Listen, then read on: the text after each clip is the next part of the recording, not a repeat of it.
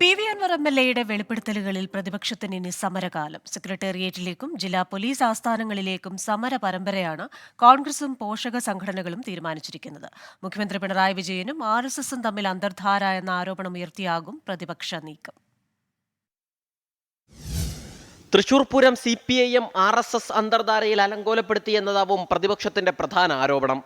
മുഖ്യമന്ത്രിയുടെ നിർദ്ദേശപ്രകാരം MR Ajith Kumar RSS general secretary Dattatreya ഹൊസബലയുമായി കൂടിക്കാഴ്ച നടത്തിയെന്ന ആരോപണം പ്രതിപക്ഷ നേതാവ് ഇതിനോടകം തൊടുത്തിട്ടുണ്ട്. തൃശൂരിലെ UDF സ്ഥാനാർത്ഥിയായിരുന്ന K മുരളീധരൻ പൂരം അട്ടിമറിയിൽ ജുഡീഷ്യൽ അന്വേഷണം ആവശ്യപ്പെട്ടു. ഈ വിവാദത്തിൽ സർക്കാരിനെ മറുപടി പറയിക്കുക എന്നുള്ളതാണ് പ്രതിപക്ഷത്തിന്റെ പ്രധാന തീരുമാനം. ADGP MR അജിത് കുമാറിനും മുഖ്യമന്ത്രിയുടെ പൊളിറ്റിക്കൽ സെക്രട്ടറി P ശശിക്കുമെതിരെയുള്ള ആരോപണവും പ്രതിപക്ഷം ഏറ്റെടുത്തു കഴിഞ്ഞു.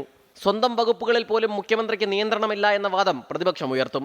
സർക്കാരിന് ഏറ്റവും വലിയ തലവേദന ഉയർത്തിയ ആഭ്യന്തര വകുപ്പിനെ ലക്ഷ്യം വെച്ചാണ് പ്രതിപക്ഷത്തിന്റെ നീക്കം. പോലീസ് തലപ്പത്തും മുഖ്യമന്ത്രിയുടെ ഓഫീസിലും അഴിച്ചുപണി എന്നത് മാത്രമല്ല UDFന്റെ ആവശ്യം. എല്ലാം മുഖ്യമന്ത്രിയിൽ കേന്ദ്രീകരിക്കാനാണ് തീരുമാനം. നടന്നതെല്ലാം മുഖ്യമന്ത്രിയുടെ അറിവോടെ എന്ന വ്യാഖ്യാനമാണ് പ്രതിപക്ഷത്തിനുള്ളത്. മുഖ്യമന്ത്രിയുടെ രാജി ആവശ്യപ്പെട്ട് എല്ലാ ജില്ലകളിലും പ്രതിഷേധം കടുപ്പിക്കും. ഇന്ന് യൂത്ത് കോൺഗ്രസ് സംസ്ഥാന കമ്മിറ്റിയുടെ നേതൃത്വത്തിൽ സെക്രട്ടേറിയറ്റിലേക്ക് മാർച്ച് നടത്തും. നാളെ KPCC ആഹ്വാനം ചെയ്ത സെക്രട്ടേറിയറ്റ് മാർച്ച് കോൺഗ്രസിന്റെ ശക്തി പ്രകടനം കൂടിയാക്കാനാണ് തീരുമാനം. സംസ്ഥാനത്തെ എല്ലാ പ്രധാനപ്പെട്ട നേതാക്കളെയും പങ്കെടുപ്പിച്ചാവും പ്രതിഷേധം. പുത്തൻ വിവാദങ്ങളിൽ വരും ദിവസങ്ങളിൽ തെരുവിന് തീപിടിക്കുമെന്നുറപ്പ്. 24 തിരുവനന്തപുരം.